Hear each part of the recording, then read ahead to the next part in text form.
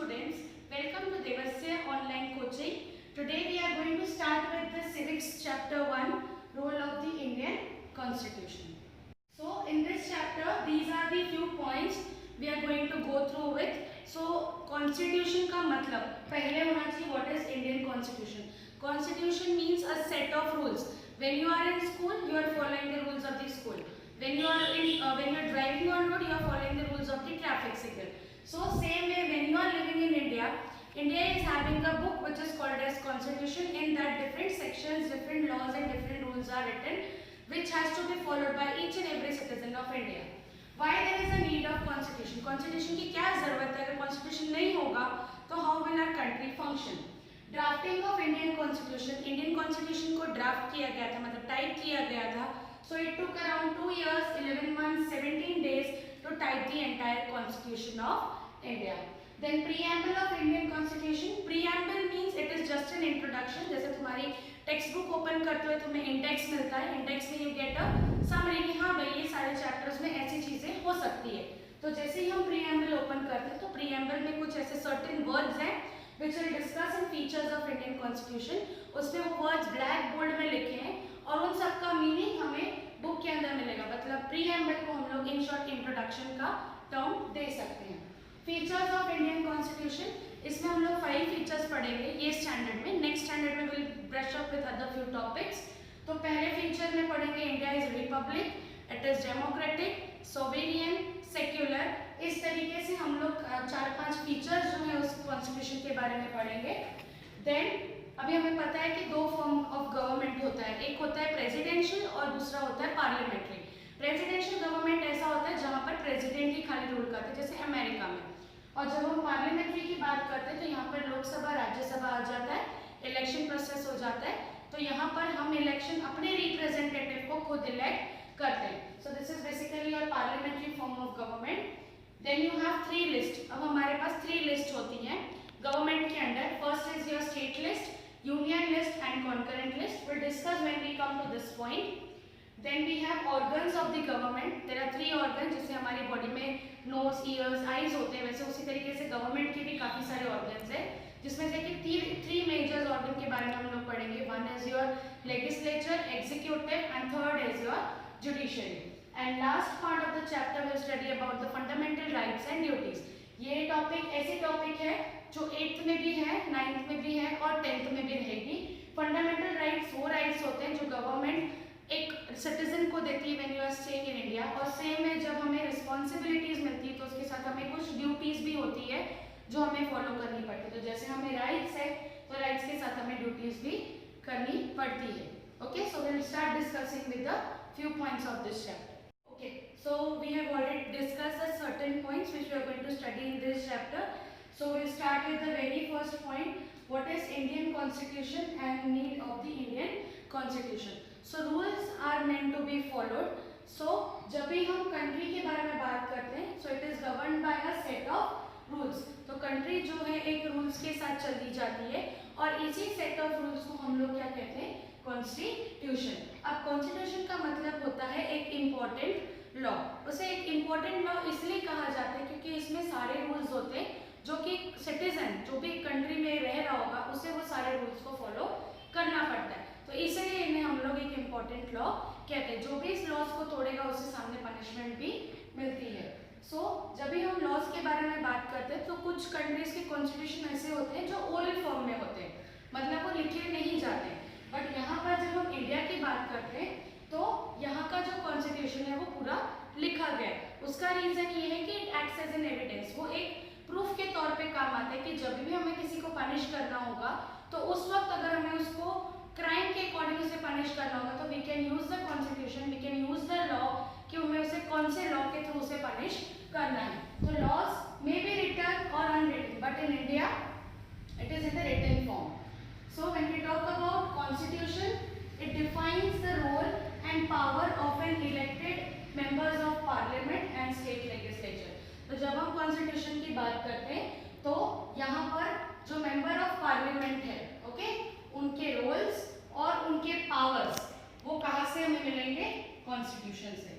मतलब जो भी president है, prime minister है, chief minister है, ये सारे member of parliament है या लेजिस्लेचर के बंदे हैं तो उनको जो भी रोल है, उनका क्या काम है और उनके पास क्या पावर्स हैं, क्या उनके पास राइट्स हैं, वो सारी चीज़ें किसमें डिफाइन की गई है हमारे कॉन्स्टिट्यूशन में। तो ये था हमारा इंडियन कॉन्स्टिट्यूशन का। तो जब भी इस तरीके का क्वेश्चन है what is Indian constitution, you just need to remember one thing, country is governed by a set of rules. These rules are called as constitution. Constitution means an important law. Laws may be written or unwritten, and the role and power of member of parliament and state legislature are defined in the constitution. Okay, now when we move on to the next topic, that is the need. हमें constitution की जरूरत क्यों है, that we are going to study. इसमें भी 4 ही point है, कुछ इसमें ज्यादा। This chapter is very easy. जो पॉइंट्स मैं तुम्हें यहाँ पर बता रही हूँ, तुम्हें वही पॉइंट्स को मेमोराइज करना है अच्छे से। Constitution it lays basic ideas to govern the country. Basic ideas भी मतलब छोटे छोटे रूल्स, छोटे छोटे रेगुलेशंस देते हैं जिससे कि कंट्री को हम लोग आराम से चला सकें। Lays down certain principles that help in the decision making.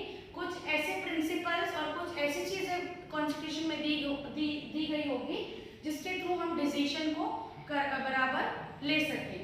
Providing laws to protect the minority. अब जैसे हम लोगों ने पढ़ा था अनटचेबिलिटी से रिलेटेड, डिस्क्रिमिनेशन से रिलेटेड, तो जब हम ये दो टॉपिक्स की बात करते हैं तो उनको प्रोटेक्ट करने के लिए कुछ अलग अलग लॉज बनाए गए। तो जब हम उनके राइट्स की बात करें तो then we are going to talk about the laws to protect the discriminated people और the lower people of the society. Okay, Then next is grants right to equality. Right to equality एक ऐसा right है जो citizen को जैसे ही वो पैदा हो जाता है तब से उसे वो राइट लागू हो जाता है, that is right to equality. मतलब जो चीजें रिच हो, मिडिल क्लास हो, पुअर हो, तीनों सेक्शंस को एक जैसा ट्रीटमेंट मिलना चाहिए। There should be no discrimination. It shows that there is right to equality in our country. तो जब हम बात करते हैं इंडियन कॉन्स्टिट्यूशन की, तो set of rules, important law, written or unwritten, it defines the role and power of the members of parliament and state legislature. And when we talk about the need, मतलब इसकी क्यों जरूरत है, तो it gives us basic ideas, मतलब छोटा idea दे देता है कि इसमें क्या क्या रूल्स और रेगुलेशंस होंगे, इसमें ऐसे प्रिंसिपल्स होंगे जो डिसीजन लेने में हेल्प करेंगे, लॉज होंगे जो माइनॉरिटी, जो lower sections of the society उसे प्रोटेक्ट करेंगे, और राइट टू इक्वालिटी एक ऐसा लॉ है जो हर सिटीजन को ग्रांट करेंगे without any discrimination. The next point of the chapter is Indian constitution and its drafting. So जब भी हमारी कंट्री को फ्रीडम मिला था तो जितने भी लीडर्स थे, okay, they wanted a proper functioning of a country with a new set of rules. इसलिए हमारा कॉन्स्टिट्यूशन फ्रेम किया गया था। तो जब हम पूरे वर्ल्ड की बात करते हैं तो वर्ल्ड में जितनी भी कंट्रीज है, weather it is a democratic country या पार्लियामेंट्री फॉर्म यूज करते हो या प्रेसिडेंशियल फॉर्म ऑफ उनके पास डेमोक्रेसी हो, तो उस टाइम पर हम लोग कॉन्स्टिट्यूशन को फ्रेम करते हैं। तो इसलिए इंडियन गवर्नमेंट ने as per our democracy they have formed its own constitution. तो जब ये कॉन्स्टिट्यूशन फ्रेम हुआ था तो उससे पहले ड्राफ्टिंग कमेटी बिठाई गई थी, और वो ड्राफ्टिंग कमेटी बनने के बाद उन्होंने इंडियन कॉन्स्टिट्यूशन को लिखा था। तो जब हम बात करते हैं इसकी ड्राफ्टिंग की, मतलब ये कैसे लिखा गया था, तब इसमें doctor Rajendra Prasad, okay, he was the president. उस टाइम पर ये प्रेसिडेंट थे जब हमें इंडिपेंडेंस मिला था उस वक्त। तो he was the president of the constitution, ठीक है। जब बन रहा था तो उनको हेड करने के लिए डॉक्टर राजेंद्र प्रसाद थे, और doctor Bhimrao Ambedkar he was the chairman, okay. तो हेड किसके अंडर था, डॉक्टर राजेंद्र प्रसाद, पर जो ड्राफ्ट कर रहे थे, जो लिख रहे थे, उनके चेयरमैन कौन थे, doctor B R Ambedkar of the drafting committee. तो ये बी आर अम्बेडकर ने जो भी सारे रूल्स रेगुलेशंस को ड्राफ्ट किया है, he was not alone, along with him they were around 385 members। 385 members थे, इनकी टोटल हुई थी 166 मीटिंग्स, ठीक है। ये सारी चीज़ें तुम्हें 9th में है, बट मैं तुम्हें प्रायर बता रही हूँ कि इनके पास 385 मेंबर्स थे, 166 मीटिंग्स हुई थी, और ये 385 मेंबर्स जो थे ये सब अलग अलग रिलीजन, अलग अलग रेस, अलग कास्ट, अलग डाइवर्सिफिकेशन से थे, अलग अलग पार्ट्स को बिलोंग करते थे, कुछ नॉर्थ से थे, कुछ साउथ से, कुछ ईस्ट से और कुछ वेस्ट से। तो इस तरीके से हमारा कॉन्स्टिट्यूशन फ्रेम किया गया था। तो हमारा कॉन्स्टिट्यूएंट असेंबली, जो कॉन्स्टिट्यूशन में असेंबली बनाई थी जिसमें इतने 2 साल 11 महीने 17 दिन मतलब 2 years 11 months 17 days लगे थे पूरा कॉन्स्टिट्यूशन को ड्राफ्ट मतलब टाइप करने में और लिखने में। और ये जब पास हुआ था, ठीक है, जब इसको बोलते हैं ना एक प्रपोजल डाल दिया और जब वो एक्सेप्टेंस में आ जाता है तो वो डेट थी तुम्हारी 26 नवंबर 1949। ये वो दिन था जिस दिन इस कॉन्स्टिट्यूशन को सामने पास किया गया था डॉक्टर राजेंद्र प्रसाद ने। और इसको फॉलो करना हमने कब से शुरू किया था, दैट वाज 26 जैन 1950, जिसको आज भी हम हमारा रिपब्लिक डे सेलिब्रेट करते हैं। तो अगर हमको कोई पूछता है कि कॉन्स्टिट्यूशन कब पास हुआ था तो डेट वही है 26 एंड 26, ईयर अलग है और मंथ अलग है।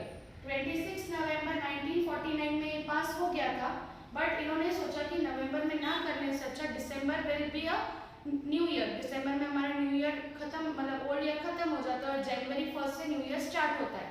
तो उन्होंने 26 जैन को डिसाइड किया। वो चाहते तो 1 2 भी ले सकते थे, 15 भी ले सकते थे, 20 भी ले सकते थे। क्यों 26 लिया? क्योंकि 26 उन्होंने ऑलरेडी नवंबर को ये पास हो चुका था, इसलिए उसको उस दिन से पास तो हो गया था पर किस दिन से फॉलो किया गया, that was on 26 Jain 1950 which is your Republic day. It is a living document. मैंने तुम्हें स्टार्टिंग में भी बताया था कि ये रिटर्न फॉर्म में है, इसलिए ये लिविंग डॉक्यूमेंट है। लिविंग डॉक्यूमेंट मतलब it acts as an evidence. जैसे अगर आज मेरे ऊपर कोई केस होता है या मुझे किसी के ऊपर कोई केस करना है तो मुझे नहीं पता कि ये लॉ के अकॉर्डिंग क्या उसको पनिशमेंट दी जाएगी, बट अगर मैं अपना कॉन्स्टिट्यूशन खोलूंगी तो उस कॉन्स्टिट्यूशन में जितने रूल्स और रेगुलेशंस और लॉज लिखे उसके थ्रू मैं सामने वाले को प्रूफ कर सकती that I am innocent and you are wrong, और वाइस वर्सा, उल्टा भी हो सकता है। फिर दूसरी बहुत इंपॉर्टेंट चीज़ हम लोगों को कॉन्स्टिट्यूशन में देखने मिलती है, जैसे हमारा एनवायरनमेंट चेंज होता है। जैसे भी कोरोना आया, फिर रेप केस बढ़ गए थे, चोरी चकारी बढ़ जाती है, ऐसी काफ़ी सारी चीज़ों में लॉज आते रहते हैं और लॉज जाते रहते हैं और लॉज को चेंज किया जाता है। तो जब गवर्नमेंट को ऐसा लगे कि ये चीज़ सही नहीं है, इसे हमें बदलना है ना, when you change from your 7 to 8 your entire syllabus gets change. तो जब भी हमारी सराउंडिंग बदलती है, हमारा एनवायरनमेंट बदलता है, जब गवर्नमेंट को ऐसा लगता है कि नहीं अब हमें लॉज चेंज करने की ज़रूरत है या हमें सेक्शन चेंज करने की ज़रूरत है, तो गवर्नमेंट उस कॉन्स्टिट्यूशन में चेंजेस करती है और उस चेंजेस को हम लोग सिविक्स लैंग्वेज में कहते हैं अमेंडमेंट्स। ओके, ऐसे तो से चेंजेस भी कह सकते हैं, but when you are learning your subject civics तो उस चेंज को हम लोग सिविक टर्म में अमेंडमेंट कहते हैं। जब हम अमेंडमेंट वर्ड यूज करते हैं तो उसका मतलब है कि the government has made certain changes in the constitution. Amendment means a small change और a big change which the government had made in the constitution. Okay, the next important part of the chapter is your preamble. So मैंने तुम्हें starting में भी बताया था कि जैसे हमारे बुक में इंडेक्स होता है तो हमारा जो कॉन्स्टिट्यूशन होता है it begins with a preamble. तो प्रीएम्बल में जो कॉन्स्टिट्यूशन की सारी फिलॉसफी है, कॉन्स्टिट्यूशन के अंदर के सारे जो पॉइंट्स हैं उन सबकी समरी दी गई है तुम्हारी प्रीएम्बल में। So we can say that in short constitution begins with preamble. Preamble means an introduction. Preamble में सारी इंट्रोडक्शन दी होगी कि कॉन्स्टिट्यूशन में क्या क्या होगा। उसके साथ प्रीएम्बल में उसके एम्स मतलब वो क्या क्या हमसे चाहता है और वो उसके ऑब्जेक्टिव्स, वो क्या क्या लोगों से करवाना चाहता है और उसने अपने सिटीजन्स के लिए क्या क्या गोल्स रखे हैं और क्या क्या उनके ऑब्जेक्टिव्स हैं, वो उसे कैसे पूरे तरीके से प्रूफ करेगा कि हाँ दिस इज करेक्ट। तो ये सारी चीज़ें हमारी प्रीएम्बल में दी हुई है। गाइडिंग प्रिंसिपल्स मतलब it is a helping tool for the government. वो गवर्नमेंट के लिए एक हेल्पिंग टूल की तरह काम करता है। मतलब जब गवर्नमेंट को डिसीजन लेने की ज़रूरत पड़े, जब उन्हें कुछ ना समझ में आए, कुछ लॉ समझ में नहीं आए, तो they can take the help of the preamble और they can take the help of the constitution. Now when we talk about preamble, it is not part of constitution. ये क्वेश्चन हमेशा आ सकता है कभी भी कि प्रीएम्बल क्यों एक कॉन्स्टिट्यूशन का हिस्सा नहीं है, क्योंकि प्रीएम्बल में खाली एम्स और ऑब्जेक्टिव्स है। प्रीएम्बल पूरा कॉन्स्टिट्यूशन नहीं बता सकता कि ये चीज़ उसमें, हाँ ये चीज़ हो सकती है कि उसमें पॉइंट्स होंगे, उसमें थोड़ा बहुत रफ आइडिया होगा, बट प्रॉपर अगर तुम्हें उस चीज़ को समझना है तो तुम्हें कॉन्स्टिट्यूशन को ही पढ़ना पड़ेगा। तुम्हें प्रीएम्बल से कुछ भी प्रॉपर कंटेंट नहीं मिल पाएगा जितना तुम्हें कॉन्स्टिट्यूशन रीड करने के बाद एक कंटेंट मिलेगा। It is not enforceable in court of law. इसे हम लोग कोर्ट कोर्ट ऑफ लॉ में प्रूफ के लिए ले नहीं जा सकते, क्योंकि इसमें तो खाली पॉइंट्स हैं। पॉइंट्स के अंदर भी सब पॉइंट्स हैं जो कि कॉन्स्टिट्यूशन में कवर्ड है, प्रीएम्बल में कवर्ड नहीं है। प्रीएम्बल में खाली जैसे तुम्हारा प्लेज होता है, प्लेज के जैसा ही तुम्हारा प्रीएम्बल लिखा गया है। When you just search it on Google, preamble of India, you will get 8 to 10 lines, 12 lines का preamble है, जिसमें खाली उन्होंने 4-5 वर्ड्स का यूज किया है, जो मैं मेरी नेक्स्ट टॉपिक में कवर करूंगी, मतलब तुम्हारे फीचर्स में। तो इसलिए इसको एनफोर्सेबल, इसको कोर्ट ऑफ लॉ में इसलिए फॉलो नहीं करते। उसका सबसे बड़ा रीजन है कि प्रीएम्बल एक इंट्रोडक्शन है, ठीक है। एक जैसे मैं कैसे इंट्रोडक्शन दूंगी, मेरी introduction, but when you will know me when I am with you, okay. तो यहाँ पर इंट्रोडक्शन दे देगा, बट उसके अंदर जो सारा कंटेंट है that you will get it in constitution, not in preamble. तो इसलिए जब भी हमें कोर्ट में प्रूफ के लिए कुछ ले जाना होगा, तो preamble is not going to help us, only constitution is going to help us. So in short it begins, constitution will begin with preamble. Preamble एक इंट्रोडक्शन है जिसमें हमारी कंट्री के एम्स, और एम्स को या तुम गोल्स भी कह सकते हो, और ऑब्जेक्टिव्स लिखे गए हैं। एक गाइडिंग प्रिंसिपल है, एक हेल्पिंग टूल है गवर्नमेंट के लिए। ये एक कॉन्स्टिट्यूशन का हिस्सा नहीं है। उसका रीजन है कि क्योंकि ये इंट्रोडक्शन है, इसमें सारा कंटेंट नहीं है इसीलिए, और ये एनफोर्सेबल कोर्ट में नहीं है, मतलब इसे कोर्ट ऑफ लॉ में कोई ले नहीं जा सकता। उसका reason because it is just an introduction, not the entire content. very important part of the chapter is features of the Indian Constitution. So as per preamble, our country is sovereign, secular, socialist, democratic and republic. So we are going to discuss these points in detail. When we talk about sovereign, okay, जब हम sovereign की बात करते हैं तो we are free from external control. अब external control का ये मतलब होता है कि हमारी कंट्री को कोई भी दूसरी कंट्री रूल आकर नहीं कर सकती। हमारी कंट्री को हमने जो गवर्नमेंट इलेक्ट की है वही रूल करेगी, दूसरी कोई कंट्री को पावर नहीं है। We are free from external rule and control. When we talk about secular, तो सेक्युलर का मतलब होता है कि ऑल आर ट्रीटेड इक्वली। जैसे हम लोगों ने पढ़ा है कितनी बार कि इंडिया में बहुत सारे रिलीजन है, बहुत सारे कास्ट है, बहुत सारे रेस है, बहुत सारे रीजन्स हैं। तो यहाँ पर जितने भी लोग अलग अलग रहते हैं तो सबको प्रॉपर इक्वालिटी दी जाती है। किसी में भी बायसनेस, मतलब बायसनेस का मतलब होता है कहीं पर भी हम लोगों ने पार्शियलिटी चीज़ यूज़ नहीं की है। हमारे लिए सारे सिटीजन्स, हमारे लिए मतलब कॉन्स्टिट्यूशन के लिए सारे सिटीजन्स इक्वल है। When we talk about the word socialist, तो ये जो सोशलिस्ट वर्ड है ये इकोनॉमिक और सोशल इक्वालिटी के लिए यूज़ किया जाता है। इकोनॉमिक मतलब जब गवर्नमेंट के पास जो भी पैसा होता है which we are paying in the form of tax, हम गवर्नमेंट को टैक्स भरते हैं ना, तो वो जो पैसा होता है वो पैसा सब में प्रॉपरली डिस्ट्रीब्यूट होना चाहिए, whether it is rich, middle class और the poor section of the society. और सोशल मतलब हम किसी भी सोसाइटी में रह रहे हो, जैसे आज तुम कौन सी भी सोसाइटी में रहते हो, कहीं पर भी तुम्हारा घर है, तुम्हारे आसपास में हो सकता है गुजराती के अलावा हो सकता है कोई मुस्लिम रह रहा हो, कोई क्रिश्चियन रह रहा हो, कोई दूसरी कास्ट का रह रहा हो, but you should maintain equality with each and every caste और each and every region of our country. तो जब हम सोशलिस्ट की बात करते हैं तो ये जो दो वर्ड्स थे, कौन से, एक सेक्युलर और एक था सोशलिस्ट, ये दोनों वर्ड्स को कॉन्स्टिट्यूशन ने 42nd अमेंडमेंट में डाला हुआ है। मतलब कॉन्स्टिट्यूशन ने जब 42 टाइम चेंज किया था तो उस 42 टाइम्स के ऊपर, मतलब जब 42 नंबर आया उस टाइम पर इन्होंने ये दो वर्ड्स को कॉन्स्टिट्यूशन के अंदर ऐड किया था। पहले ये वर्ड्स नहीं थे हमारे कॉन्स्टिट्यूशन में, ये वर्ड्स गवर्नमेंट ने 42 नंबर आने के बाद ये दोनों वर्ड्स को ऐड किया था। और दोनों का मतलब एक ही है कि जो भी इंसान इस कंट्री में रह रहा हो उसे इकोनॉमिकली मतलब पैसे के तौर पर, और सोशल मतलब जैसे भी वो रीजन में रह रहा हो, कैसी भी कास्ट हो, they should be treated equally. और जब हम बात करते हैं डेमोक्रेटिक, तो ये एक ग्रीक वर्ड है, ठीक है। इसका मतलब होता है डेमोस का मतलब होता है पीपल, और क्रेटिक, यहाँ पे क्रेटिक है, बट हम लोग जब ग्रीक वर्ड की बात करते हैं तो उसमें क्रेटोस आता है, तो उसमें आता है पावर। तो इन शॉर्ट हम कह सकते हैं पावर ऑफ द पीपल। क्यों, डेमोक्रेसी में हम लोग बोलते हैं ना by the people, for the people, of the people, वो क्यों कहते हैं, उसका रीज़न ये कि हम हमारे रिप्रेजेंटेटिव को खुद चुनते हैं।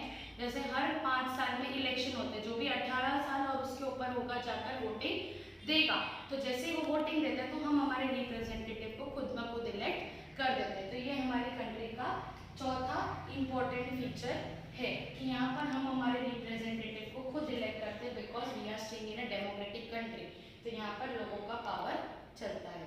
Next is your republic. Republic का मतलब होता है कि जहाँ पर कंट्री का हेड कौन है? President. Who is the head of the state? Head of the state is the president. और जब हम प्रेसिडेंट की बात करते हैं तो अगर इन केस प्रेसिडेंट की डेथ हो जाती है तो उसका बेटा उसकी जगह पर आकर नहीं बैठेगा, तो जब भी नेक्स्ट प्रेसिडेंट को इलेक्ट किया जाएगा मतलब डेथ के बाद, तो that will be on the basis of election. वापस से इलेक्शन होंगे और वापस से प्रेसिडेंट को इलेक्ट किया जाएगा। इसमें हेरिडिटरी राइट्स नहीं है। हेरिडिटरी मतलब बाप के मरने के बाद बेटा नहीं बैठेगा और बेटे के मरने के बाद उसका बेटा नहीं बैठेगा। ऐसा सिस्टम हमारे डेमोक्रेसी में या ऐसे हमारा सिस्टम कॉन्स्टिट्यूशन में नहीं है। तो अगर जब हम फीचर्स की बात करते हैं तो सोवेरियन मतलब हमारे को दूसरी कंट्री रूल नहीं कर सकती। सेक्युलर का मतलब होता है कि हम सब इक्वल हैं, हमारे में पार्शियलिटी नहीं होनी चाहिए। सोशलिस्ट मतलब इकोनॉमिक और सोशल मतलब पैसे के तौर पर और अलग अलग रिलीजन के साथ साथ ये चीज़ इंडिया में 42nd अमेंडमेंट में ऐड की गई थी। डेमोक्रेटिक, डेमोस का मतलब है पीपल, क्रेटिक का मतलब है पावर, जहाँ पर हम हमारे रिप्रेजेंटेटिव को खुद सिलेक्ट करते हैं या इन शॉर्ट हम हमारी गवर्नमेंट खुद फ्रेम करते हैं। और रिपब्लिक जहाँ पर president is the head but he is elected by the electoral process. यहाँ पर हेरिडिटरी राइट्स नहीं है, मतलब प्रेसिडेंट के गुजरने के बाद उसके बेटे को वो राइट्स नहीं मिलेंगे जो उसके फादर को थे। नाउ ये एक ऐसी चीज़ है जो हम लोग लाइव हर रोज़ हर समय हर 5 साल में देखते हैं, जो कि है पार्लियामेंट्री फॉर्म ऑफ गवर्नमेंट। ये बहुत सिंपल है बच्चों, बट इसके लिए तुम्हें बहुत ध्यान से सुनना पड़ेगा कि ये कैसे फंक्शन करता है। ठीक है, पार्लियामेंट्री फॉर्म ऑफ गवर्नमेंट। अब जब हम पार्लियामेंट की बात करते हैं तो यहाँ पर जो रिप्रेजेंटेटिव्स होते हैं जिनको हमने वोट दिया है, वो सारे रिप्रेजेंटेटिव सेंट्रल गवर्नमेंट में जाकर क्या फ्रेम करते हैं? पार्लियामेंट। क्या फ्रेम करते हैं?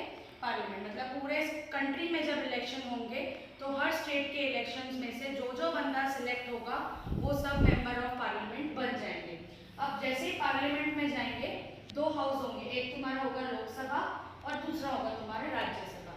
जब हम लोकसभा की बात करते हैं तो it is called the lower house, और जब हम राज्यसभा की बात करते हैं तो it is called the upper house. Lok Sabha को लोअर हाउस इसलिए बोलते हैं क्योंकि यहाँ पे नंबर ऑफ मेंबर्स ज़्यादा रहते हैं और ये सारे मेंबर्स को हमने इलेक्ट किया है। ओके, किसने इलेक्ट किया है? The citizens those who are above 18 and 18 have selected the representative. और ये सारे लोग लोकसभा में चले जाएंगे। मतलब लोग मतलब लोगों के बंदे जो हमारे लिए काम करने वाले और जिनको हमने चुना है। Okay, then we move on to Rajya Sabha. Rajya Sabha एक ऐसी सभा होती है जहाँ पर सारे रिप्रेजेंटेटिव्स कौन होंगे? Number of members will be low. यहाँ पे नंबर ऑफ मेंबर्स ज़्यादा होंगे, यहाँ पर कम होंगे। और यहाँ इसको हम लोग परमानेंट हाउस भी कहते हैं और इसे हम लोग नॉन परमानेंट भी कहते हैं। इसे परमानेंट इसलिए कहते हैं क्योंकि ये हर 5 साल में या 6 साल में जो भी इसके मेंबर्स होते हैं वो रोटेशन पर अपने आप रिमूव हो जाते हैं और फिर न्यू मेंबर्स अपने आप इलेक्ट हो जाते हैं। इसमें अमिताभ बच्चन, रेखा, सचिन तेंदुलकर ऐसे काफ़ी सारे सेलिब्रिटीज़ हैं बॉलीवुड के या फिर क्रिकेट के, ये सारे राज्यसभा के मेंबर्स हैं। इनको हमने इलेक्ट नहीं किया है बट इनके अंदर के जो एक्सपर्टीज हैं, मतलब they are good in sports, they are good in acting, तो ये सारे मेंबर्स राज्यसभा का पार्टिसिपेंट बन जाते हैं। और जब हम इनकी बात करते हैं तो ये लोगों को हमने इलेक्ट करते हैं, बट इनके पास जो पावर्स होते हैं, जो यहाँ के लोगों को पावर मिलेगी वो यहाँ के लोगों को पावर नहीं मिलते।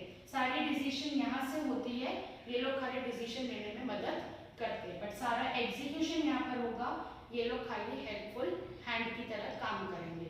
ओके, तो ये हो गया लोकसभा और राज्यसभा, ये लोगों के लिए होते हैं और ये राज्य मतलब राज की तरह रहते हैं। इनके ऊपर ज़्यादा वर्कलोड और ज़्यादा काम नहीं होता है। And these are all basically a group of celebrities जो राज्यसभा में आते हैं। ये सारे लोग हमारे रिप्रेजेंटेटिव होते हैं जिनको हम लोग इलेक्शन के थ्रू इलेक्ट करते हैं। Now moving on to the 3 list. मैंने तुम्हें बताया था हमारे पास 3 लिस्ट होती है, स्टेट लिस्ट, यूनियन लिस्ट और कॉन्करेंट लिस्ट। तो जब हम स्टेट लिस्ट की बात करते हैं तो ये एक ऐसी लिस्ट होती है जहाँ पर हर एक स्टेट गवर्नमेंट, जैसे तुम लोग कभी डोमिनोज वगैरह गए होगे तो तुमने टैक्स पे किया होगा, तो उसमें ये वर्ड दिखता है CGST और SGST। तो जब हम C की बात करते हैं तो this is your central government, और S की जब हम बात करते हैं तो this is your state government. तो ये जो स्टेट गवर्नमेंट होता है, इनके पास जो पैसा आ रहा है, 5 रुपये हो 10 रुपये हो जितने भी आ रहे हों, जो जितना टैक्स भर रहे उतना, तो ये सारा पैसा ये हमारी ही फैसिलिटीज़ को प्रोवाइड करेंगे, मतलब हमें सारी फैसिलिटीज़ देंगे, जिसमें हेल्थ हो सकती है, एजुकेशन हो सकता है, ट्रांसपोर्ट हो सकता है, एंटरटेनमेंट हो सकता है, ऐसी काफ़ी सारी फैसिलिटी स्टेट गवर्नमेंट में आ जाएगी या स्टेट लिस्ट में आ जाएगी। जब हम यूनियन की बात करते हैं, union is connected directly to your central government, ठीक है। तो यहाँ पर हमारे नेशनल इंपॉर्टेंस, मतलब यहाँ पे तुम्हारी आर्मी, नेवी, एयरफोर्स और ये डिफेंस सिस्टम जो हमारा है वो सारा तुम्हारा यूनियन मतलब सेंट्रल गवर्नमेंट मैनेज करेगी। मतलब कौन मैनेज करेगा यहाँ पर? प्रेसिडेंट। यहाँ पर कौन, जैसे अभी गुजरात में कौन है? रूपाणी, तो वो मैनेज करेंगे सारा, जो भी उनके पास पैसा आएगा वो हमारे लिए फैसिलिटीज को प्रोवाइड करेंगे। फिर हम जाते हैं कॉन्करेंट लिस्ट में। कॉन्करेंट लिस्ट में जहाँ पर स्टेट और सेंट्रल मतलब ये दोनों मिलकर काम करेंगे, या इन दोनों का एक ही कॉमन कंसर्न होगा कि हमें सारे स्टेट्स को और सारे टेरिटरीज को फैसिलिटीज प्रोवाइड करनी है, तो ये दोनों चीज़ें मिलकर काम होगी तो कॉन्करेंट। जब खाली प्रेसिडेंट काम करेगा तो वो होगी यूनियन, और जब स्टेट गवर्नमेंट काम करेगी तो वो खाली स्टेट इंपॉर्टेंस की होगी। इसमें कॉमन कंसर्न में तुम्हारा वापस वही एजुकेशन, हेल्थ, ट्रांसपोर्ट, ये सारी फैसिलिटीज आ जाएगी। Now will move on to the organs. Organs में मैंने तुम्हें बताया था हमारे 3 ऑर्गन्स होते हैं गवर्नमेंट के, एक होता है लेजिस्लेचर, एक होता है एग्जीक्यूटिव और एक होता है जुडिशियरी। ओके, जैसे हमारे स्कूल में पहले trustee sir, principal sir, coordinator and then teachers. तो लेजिस्लेचर क्या करेगा? उनका काम होता है लॉज को लिखना और बनाना। जैसे रेप हुआ, रेप के लिए क्या लॉ बनना चाहिए? 10 साल की सज़ा, 20 साल की सज़ा, 100 साल की सज़ा या उम्र कैद, जो भी हो, ये सारे लॉज बनाते हैं लेजिस्लेचर। एग्जीक्यूटिव क्या करेंगे? इसे लोगों तक पहुंचाएंगे कि अगर तुमने इस तरीके का काम किया तो तुम्हें ये चीज़, ये सज़ा देखने को मिल सकती है या ये सज़ा तुम्हें हो सकती है। और जुडिशरी क्या करेगी? जो तुम्हारे कोर्ट होते हैं ना, सुप्रीम कोर्ट, हाई कोर्ट, ऐसे सारे कोर्ट क्या करेंगे? ये तुम्हारे सेटल डिस्प्यूट है। डिस्प्यूट का मतलब जब झगड़ा होगा तो उसको सेटल मतलब उसको खत्म करने में हमारी हेल्प करेंगे। तो इन शॉर्ट पार्लियामेंट बनता है, उसके 2 हाउस होते हैं, लोकसभा, राज्यसभा। लोकसभा को लोअर हाउस, राज्यसभा को अपर हाउस। 3 लिस्ट है। State list will work for the state government, union list आएगी तो प्रेसिडेंट काम करेगा, और कॉन्करेंट लिस्ट होगी तो इसमें दोनों मिलकर साथ में काम करेंगे। जब हम ऑर्गन्स की बात करते हैं तो लेजिस्लेचर जो होगा, L for legislature, L for law. Execute होगा तो वो उसे एग्जीक्यूट करेगा मतलब लोगों तक पहुंचाएगा, और जो जुडिशरी होगा वो हमारे झगड़ों को सॉल्व करने में हमारी मदद करेगा।